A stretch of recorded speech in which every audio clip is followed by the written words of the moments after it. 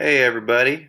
I wanted to give a little tutorial on how to convert your dollars to soles because that's going to be a really important thing for this project here.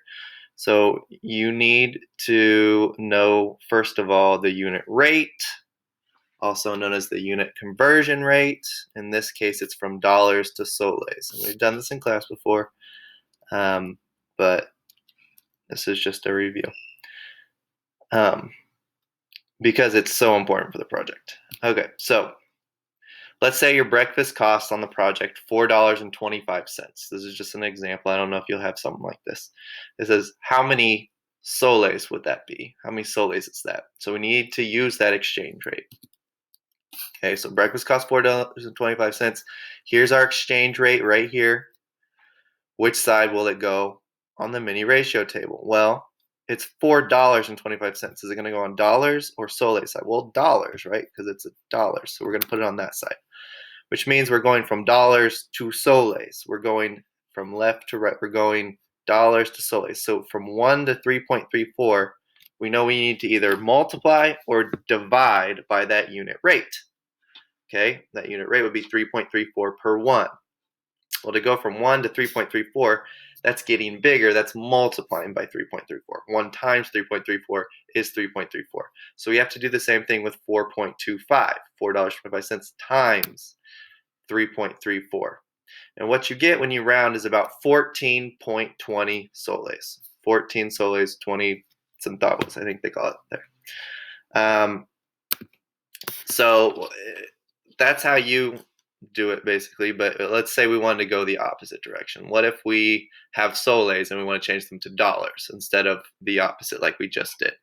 Well, it says, what if lunch costs 18.40 soles?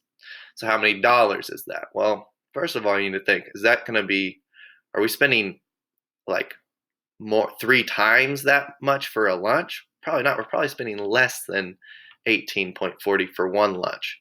But so that's one thing to think about, but for reasonableness. But how many dollars would that be? We can still use that exact same situation. We need that exchange rate. We need that unit rate, the amount per 1, the amount per, in this case, $1, right? So $1 is 3.34 soles. That is the exact same thing that we just used, except this time we have 18.40 soles. Which side of the little mini ratio table? Remember, we kind of make it into a table when we do this in class. Which side would it go on? Would it go on dollars or soles? Is this dollars or is this soles? This is soles. So this time we're going this direction. So our unit rate, right, is 3.34. We're always either multiplying or dividing by it. So to go from 3.34 to 1, because we're going from soles to dollars, this direction, from right to left, is that 3.34 times 3.34 gives you 1? No, 3.34 times 3.34 would give me a larger number, and 1 is not larger than 3.34. So we need to do 3.34 divided by 3.34. So dividing a number by itself always gives you 1, right? So using that same exchange rate, 3.34, we're going to take the amount we have of soles, 18.40, divided by 3.34, okay? And that should give me about $5.51 for lunch. So that's just kind of a brief tutorial on how to do those in case you've forgotten. And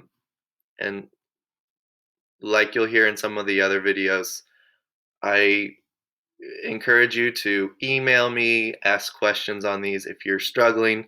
This project, I think it's about following directions and applying some of the math, and it can be fun if you really take it seriously. And I don't want you to stress out about it. Just ask me questions. I'm here to help. All right. Have a good one.